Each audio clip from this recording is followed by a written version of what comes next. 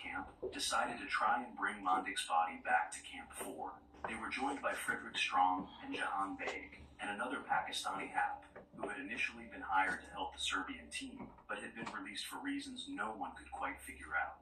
Beg was later hired by French climber Hugues Dobared at the last minute, and he had joined the group heading up the mountain.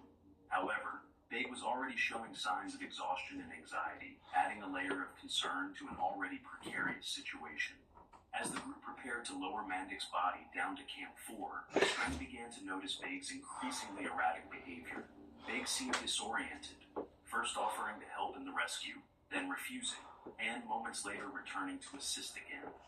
It became clear that Beg was suffering from high-altitude sickness, his actions growing more confused and dangerous as the group struggled to lower the body. The plan was simple: lower Mandik's body down the slope, wrapped in a sleeping bag. But the steep angle and the body's weight made the task far more treacherous than anticipated. Beg, who was holding onto the rope tied to Mandik's body, became increasingly nervous. A few sudden jerks from the body's weight caused Beg to lose his footing. He bumped into Strang, panicking as he grabbed for the ropes attached to the body, then at Strang, who shouted to release the rope. Beg hesitated, but finally let go of the rope. He began to slide down the slope uncontrollably, gaining speed with every second. To everyone's horror, Beg did not attempt to stop his slide using the self-arrest technique, a standard mountaineering maneuver that could have given him a fighting chance. Instead, he rocketed headfirst over the edge of a massive cornice, disappearing into the abyss below. By 12:30 p.m., the devastating news of the second casualty reached Camp 4. The fall of Jahan Beg was a harsh reminder of the unforgiving nature of King 2. The number of climbers had now dwindled to 23. Following this shocking loss, the Serbian climbers decided to abandon their mission of bringing Mandik's body down.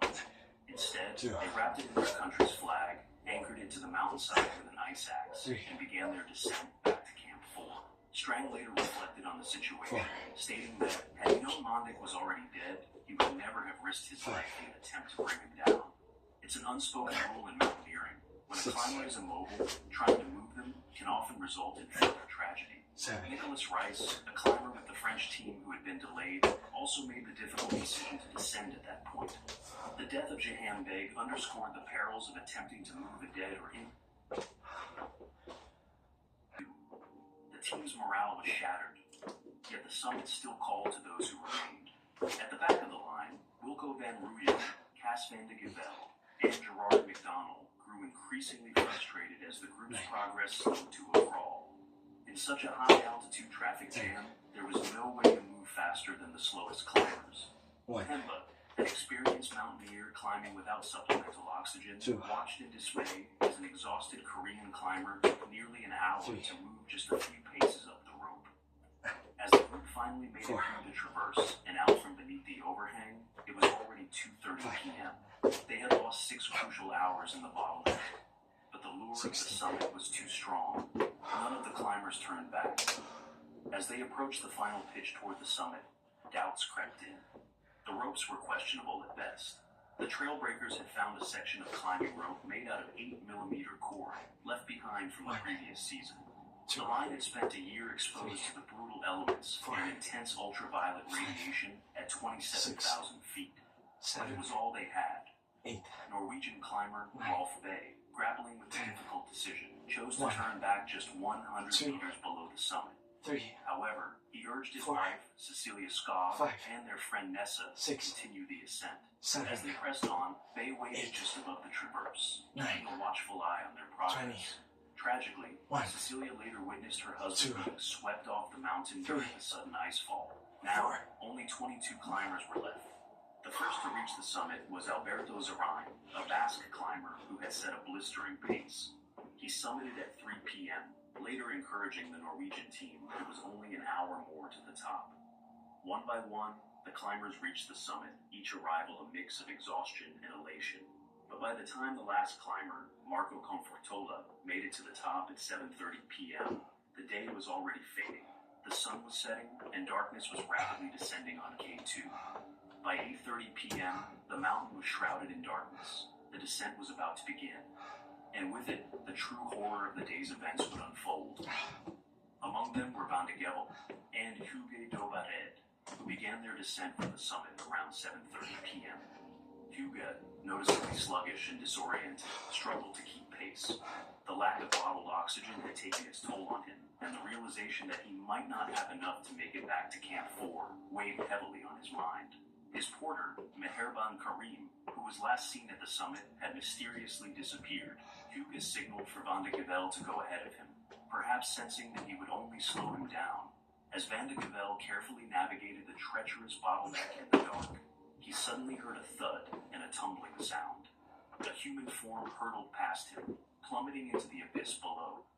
He believed it was Hugo, who had succumbed to exhaustion and the brutal conditions. With Karim and Hugues gone, 20 climbers remained. Meanwhile, Marco Confortola, bivouacked further down, reported hearing screams and seeing faint headlamps flicker and vanish after a deafening roar echoed through the Serac field. It's believed that the climber both men witnessed was indeed Hugues, who had run out of oxygen hours before and was too exhausted to continue safely. Van de Gevelle eventually made it to Camp 4, but it was late, far too late. While climbing K2 is undeniably dangerous, it's often the descent that proves fatal. Prolonged exposure in the death zone, where oxygen levels are critically low, leads to severe hypoxia. Climbers become disoriented, confused, and physically weak, making every step a potential last. Early the next morning, above the traverse, Wilco van Rooyen gave up searching for the fixed ropes and decided to descend alone. His vision was failing, and he feared he was going snowblind, a death sentence on the mountain. Desperate to survive, he knew he needed to get off the mountain quickly.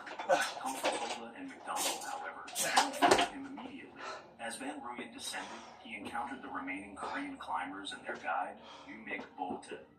The men were tangled in a nightmarish web of ropes, some hanging upside down, bloodied but still alive. It wasn't clear what had caused their predicament, whether a second Serac fall, an avalanche, or a regular fall had left them ensnared, but cutting the ropes would mean certain death for the trapped climbers. Van Rooyen, realizing he could do little to help, handed his spare gloves to Umik Bolte, who informed him that a rescue mission was already underway from Camp 4. Knowing his life depended on it, Van Rooyen continued his descent, leaving the tangled group behind. At Camp 4, Pembo was taking photos of the hanging climbers. The Korean leader, Mr. Kim, proposed a rescue mission, but the American team lacked the manpower to assist.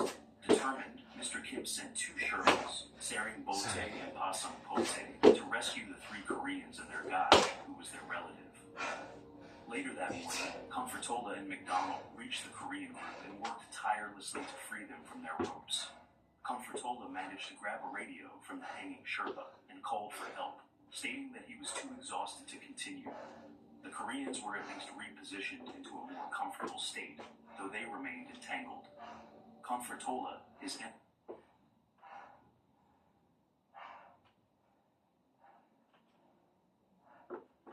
that is not in our deck. And at this point, we get to have...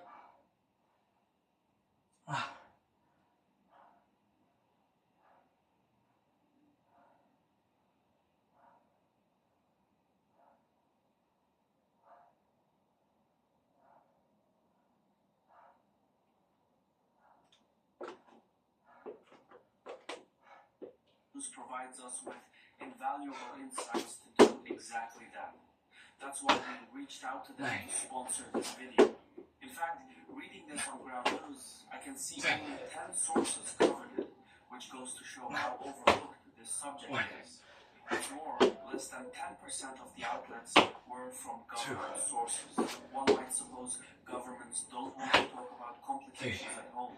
Now, our type of content is not really suitable for YouTube. The algorithm deems it too controversial, and so many of our videos go without monetization. That's why we rely on sponsors to keep producing these videos. We've personally used and worked at Ground News for years, and they've stepped up every time we needed support. In fact, we have our own feed on Ground News. Here, you get breaking for good measure, I'm not sure about this. And even blind spot stories that the media isn't covering. Our missions align. So I encourage you to check it out at ground.news/Caspian. I recommend subscribing to the Vantage plan. Our link gets you 40% off. Keep in mind subscribing, you are directly supporting our channel.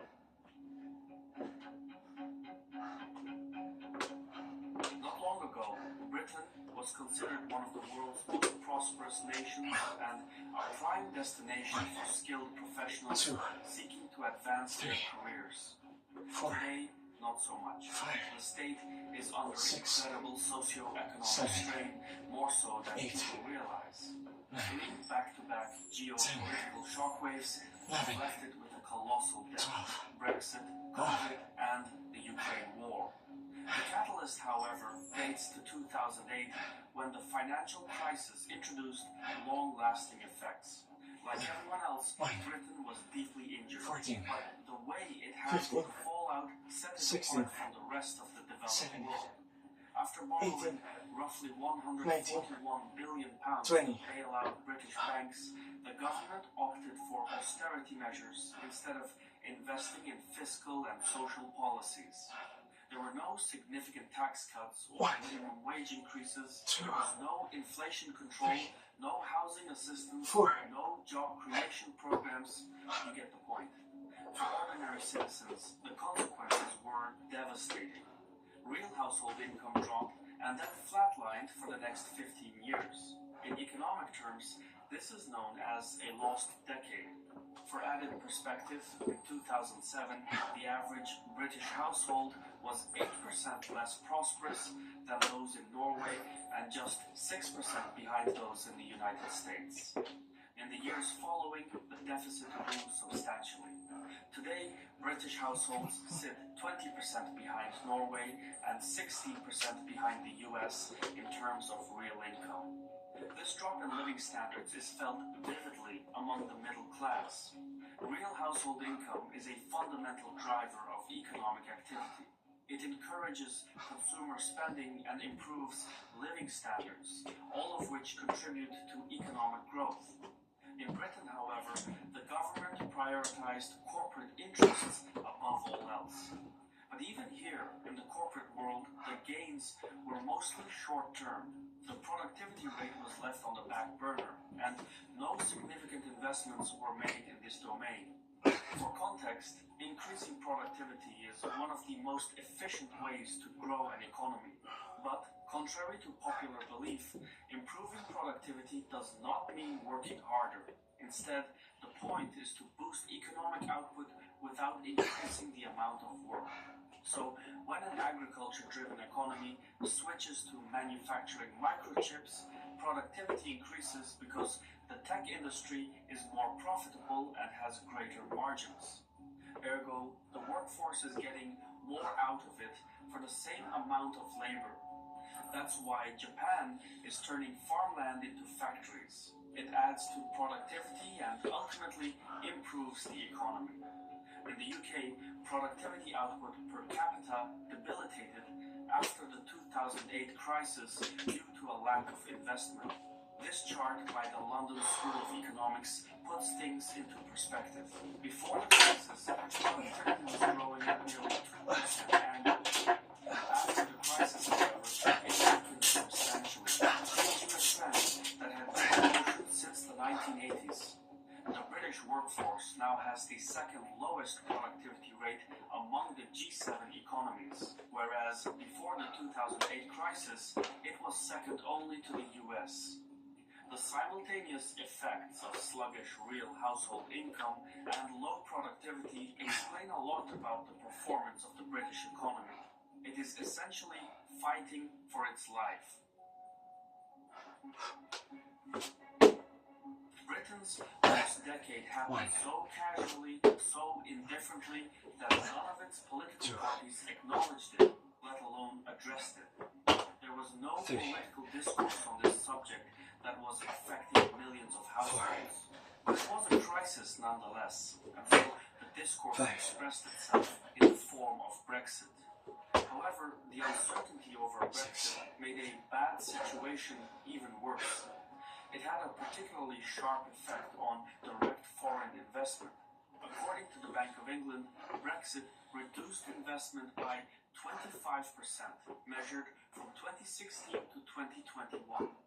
What's more, soon after Brexit, the onset of COVID exacerbated the economic crisis that was brewing underneath. The government stepped in and borrowed an additional £280 billion in its response to the coronavirus. This was deemed necessary to get the nation through the pandemic. But here's the thing, most of the COVID bailout was borrowed when interest rates were at historic lows, sitting around 0.1%. 8. At the time, repayments were expected to be relatively manageable, and this might have been true were it not for the final nail in the coffin, the Ukraine war. The minute the Russians began their full-scale assault, access to Russian oil and gas was halted by sanctions and trade restrictions. At the same time, an energy crisis started brewing, and the cost of living jumped across Europe. The crisis hit close to home. British households were projected to pay 3 times the previous price just to heat their homes during the winter. Much of the public was anxious, so the British government intervened again. This time, it was one of Europe's most generous in financial support. Between 60 billion and 100 billion pounds in additional spending went straight into Britain's debt. The damage to households was mild, but the bailout gave the UK its biggest increase in debt as a share of its GDP. The synthesized pandemic crisis and energy crisis pushed inflation rates to new highs. In response, central banks ramped up the interest rate. For ordinary citizens, this meant that mortgage payments went up overnight by hundreds of pounds. Meanwhile, for the government, the high interest rate added additional billions to the national debt. While before, debt repayments were believed to be relatively manageable, after the energy crisis, debt became increasingly expensive to pay off. Servicing debt jumped from £40 billion per year to about £100 billion per year. That is a staggering £60 billion increase in spending, which is nearly the entire British defence budget. So, yeah, although admirably, Britain's support to Ukraine essentially broke its economy. Britain's debt interest bill is now the country's second largest item of spending. The surge in debt has reduced available funds by tens of billions of pounds, limiting spending on other items. Nearly all the country's public services are affected by it, which then depreciates the quality public services can provide. At its core, economics is about more than markets and money alone. It is about understanding the choices people make and how demographics drive those decisions. Economics is essentially the study of people, not just numbers. After the COVID lockdown subsided and life returned to normal, every advanced economy witnessed a surge in the workforce. People found jobs and moved on with their lives. This chart shows the change in economic activity among the G7 nations between 2019 and 2023. Britain stands out. Its workforce never recovered. It just stayed low. A smaller workforce has all sorts of ripple effects. It means less taxes to pay for services like healthcare and greater expenditures on social benefits. It also means people have less money to spend, which hurts businesses and affects the number of jobs available in an economy. So the consequences go full circle. But Britain's workforce problem goes much deeper than the missing 1%. Officially, unemployment in Britain is low by historical standards, sitting at 4.4%, which amounts to 1.5 million people. But reality paints a different picture. Britain's workforce is missing a staggering 11 million people. The government doesn't consider it unemployment though, calling it economically inactive instead. The reason is that this group, amounting to 9.4 million people, is technically not looking for work or is available to start a job. The Office for National Statistics explains the motives. About 2.1 million, aged between 16 and 24, are students and thus economically inactive. About 3.5 million of those over 50 years old are out of the workforce due to sickness and early retirement. Meanwhile, at least 1 million people aged between 25 and 49 years do not work because of caring responsibilities. A workforce missing 11 million people is no small matter, but businesses need to keep running regardless. This puts tremendous pressure on the government, and one way to offset the difference is by opening the borders. So British lawmakers did just that. More people from outside the UK immigrated to the country to work, with South Asia and Sub-Saharan Africa standing out. These migrant workers fill the gaps left by the reduced workforce. But simultaneously, the rapid and large-scale influx of immigrants has raised social tensions within the nation. People feel threatened by the changing ethnic demographics, and some lawmakers exploit such moods to score political goals. In early August 2024, anti-immigration protests and riots rocked Britain, affecting over 20 towns.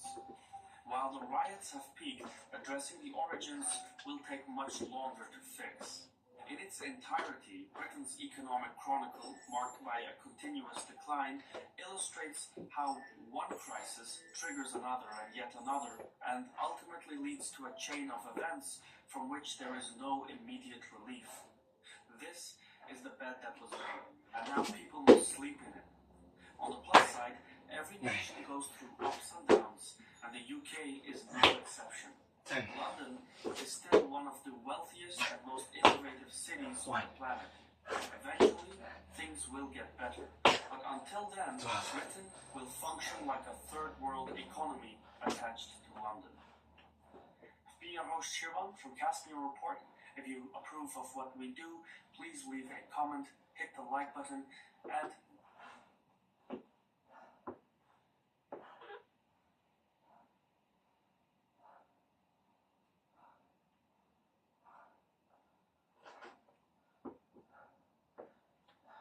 切丝，然后最后收的时候用这个来收，丝收。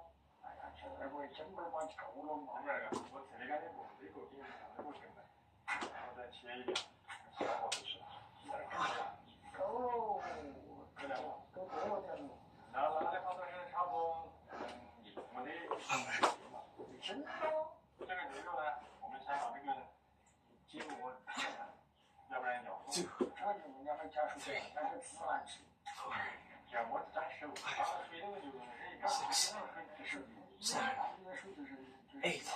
这个新鲜的牛肉最难切的，因为为什么它要卡到？你看这头牛肉里面，这个是最嫩的，里面还有雪花。手有那个很硬，它打到手里有。6, 7. 这个我是不得不好意思，好很多。啊，它也不吃，它做了的好了。叫原材料最多的话，都是大炒菜。Thank you so much. It was amazing. That was a fantastic experience. Highly recommended. From here, we are on our way to eat our first typhoon shelter crab.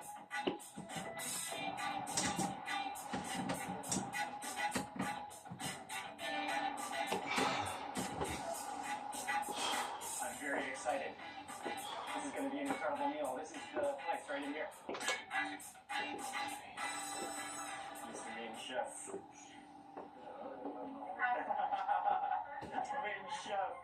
yes. Actually, it's our family business. Okay. It's my aunt. Oh, okay. So it's still...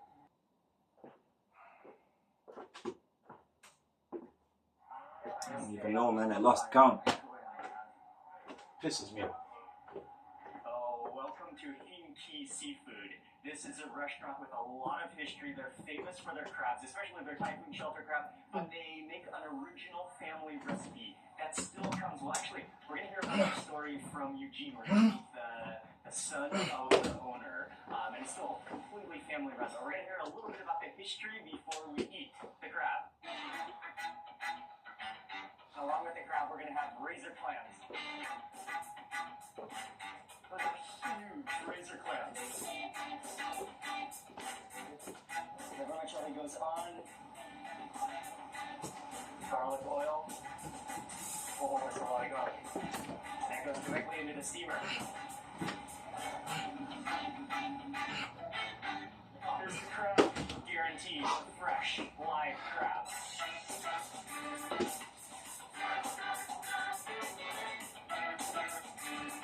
Okay, so it gets green onions and the sauce goes on. Here we go, we're getting started with the crab. Oil, and then, oh man, the aroma coming out of it. What an incredible recipe. So oil goes in the wok, then the black bean, their signature fermented black bean sauce, that goes into the wok, into the oil. He like sizzles that down until it like scorches. The flavor is fully released. Then some chili goes in, then the crab goes in. He artfully places that around and it just lets the wok roar, lets that oil roar.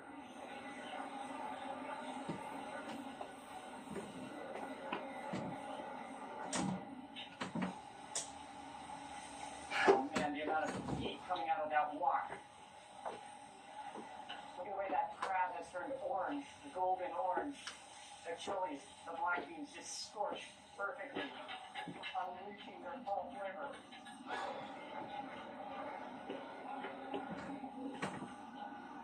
This is the skill of the chef and just his knowledge of fire and heat. He just literally scorches those ingredients, the black beans and the chili, and until it's like blackened but not burnt, but just all that flavor potential is released. And then he just mixes in some soy sauce.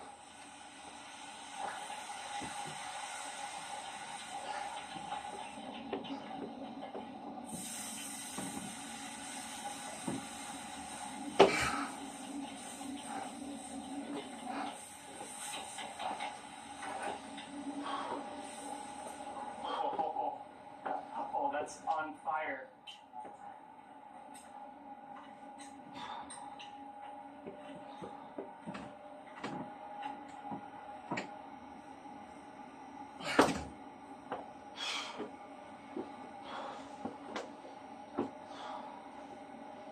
That's the original Typhoon Shelter crab, their original family recipe. Okay, thank you, Chef. Thank you, Chef. Okay, so we're with Eugene. We're sitting down to eat. Oh man, that cooking action, the recipes, even the skill of how it's made is incredible.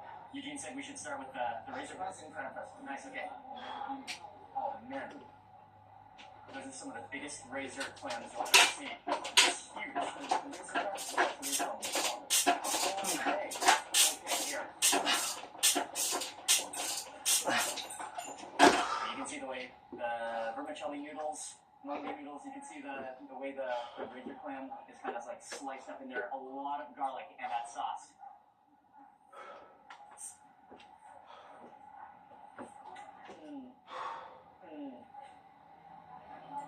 Oh wow. The sweetness of the razor clam. So much garlic in there.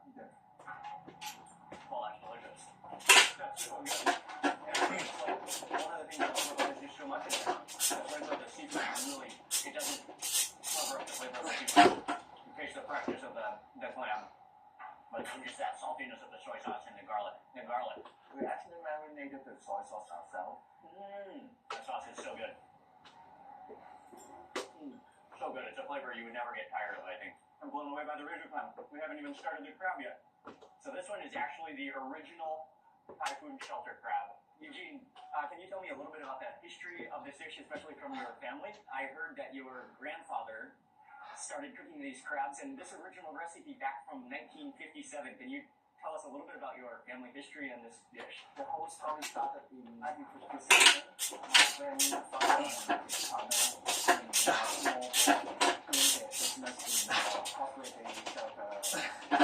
Back then, was that actually a restaurant, or were they just cooking for themselves? Oh, no, they are having the restaurant there. Okay, so they were serving customers. It was a restaurant. In 1999, the government changes their regulation, so they have to stop their business in the concentrated shelter. Okay. So they moved to this restaurant in Jordan. Very cool. So now you have a permanent restaurant here, but it's still, as you mentioned, it's still family run. Yeah. And you are I'm the third generation preserving the recipe. Okay, so let's grab one of the hind legs. You can see the just scorched, not being so fragrant, as well as the chili in there as well.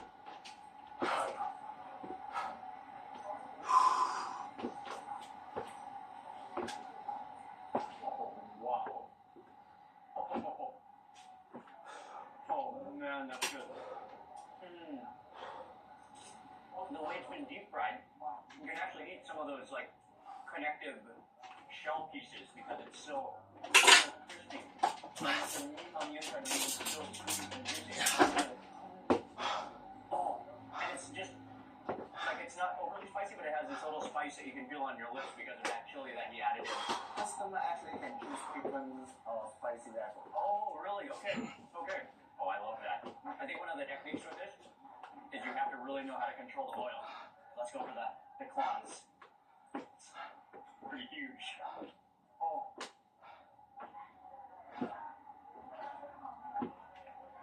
Can't cheat this. Look at that meat on the inside. I'm gonna go for the sweet, One, the bean, fermented bean oil. 2, White.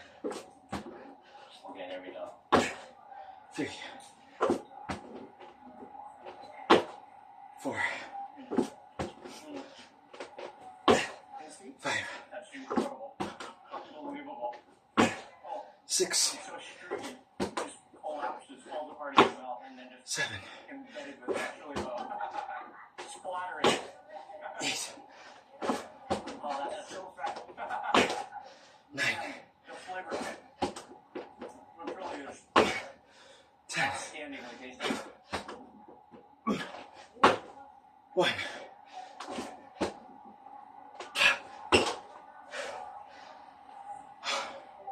12.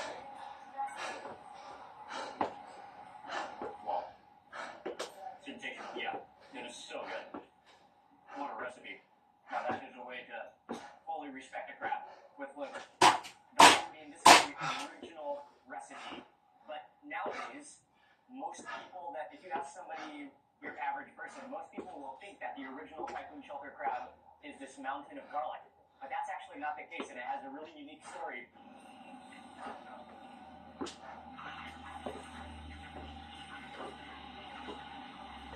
He's making the garlic crabs, and first he deep fries the head, the shell of the head, until that turns just vibrant orange. Then he deep fries the entire crab. 3, 4,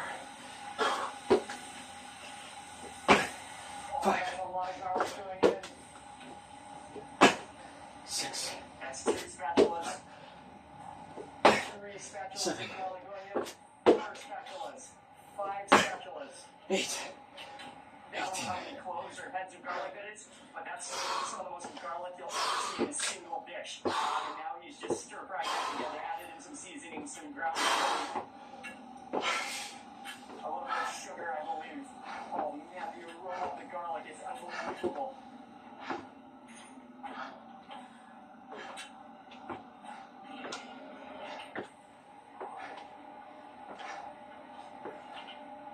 Wow. What an unbelievable cooking process. That's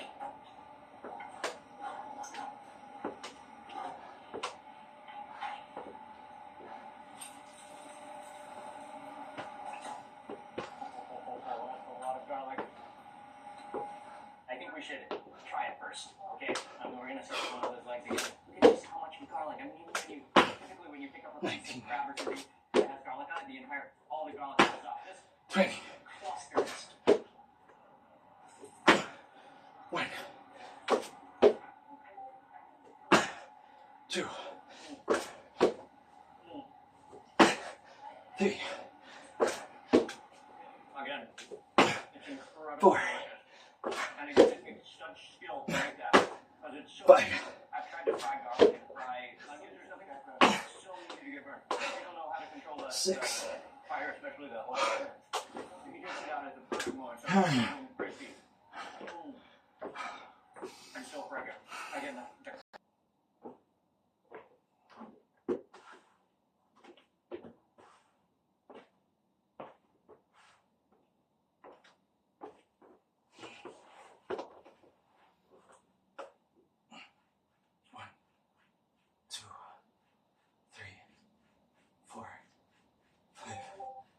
6, 7, 8, 9, 10, 1, 2, 3, 4, 5, 6, 7, 8, 9, 10.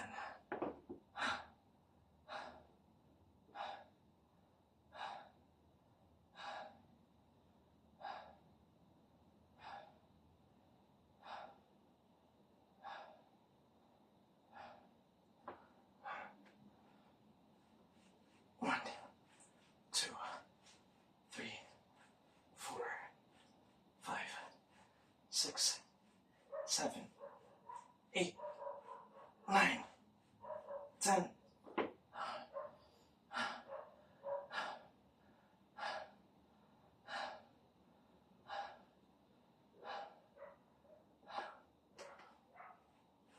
One, 2, 3, 4, 5, 6, 7, 8, 9, 40.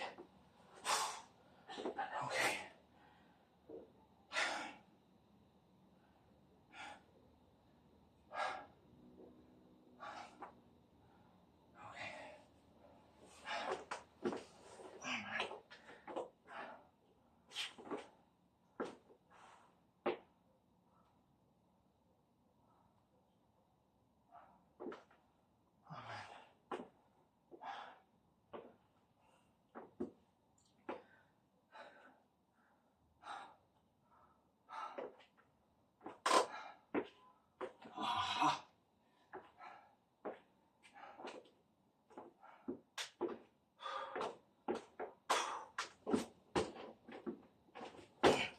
Seven,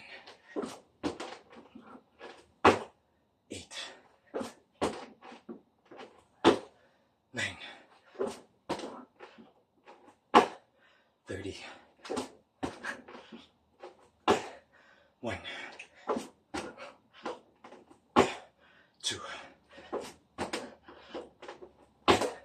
3, 4.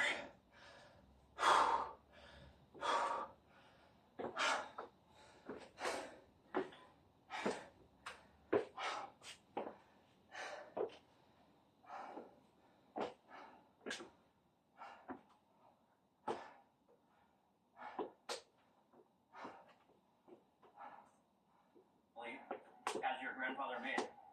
This was the original recipe because on the boats they didn't have refrigeration, and so a couple days the beans would ferment, and they with the garlic. And they would start to realize that actually it tastes really good. That brings out the flavor, that fermented flavor, and so they started finding problems with that extra bean paste fermented, and that's how it became a recipe. As you were sharing with me, later on. And then 40. The businesses and the restaurants started to move to the shore. They then had refrigeration, and they didn't need to worry so much about fresh garlic. And so they started to shift the recipe, well, not shift the recipe, but also make another recipe using fresh garlic and frying it. And to many, they thought that was more visually appealing. And any other reasons? And different flavors as well. Eventually, the fried garlic version started becoming more and more popular, started gaining popularity, and today I think a lot of people still consider when you talk about typhoon shelter crab, this one is the and is that true of even people in Hong Kong? They think that this is the norm. But this one is actually the norm. 44.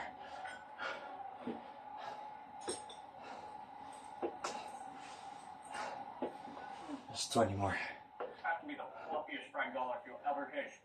I'm gonna go for a claw. Look at the size of this claw. Okay, and then we load up claw peel. Load up some of the garlic.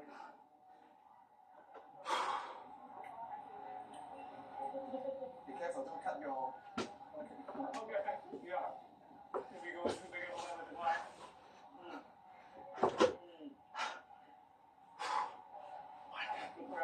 2, Okay, and 3, I'm doing that, but The noodles 4, and the congee have arrived. 5, So what is this? 6, 7, 8, Rice noodle. 9. Okay. And that's 10. one of the signature dishes here. It's one of the. Oh my God. So duck on the top, roasted duck on the top, on the bottom is the hand cut rice noodles. Oh, here they are. Okay, hand cut rice noodles, which you have to eat fast so they don't. Yeah, because they're that hot dry. Hand cut it every day here. 3, 4, 5, 6, 7, 8, Wow. 9, And you can try this. 10. Oh, Whew. the silky softness of those noodles. Oh man. Man, you use so many duck to make this soup. It's so rich. It's so rich. So much duck flavor. That is incredible. Yeah, this is really good. Just the way those noodles are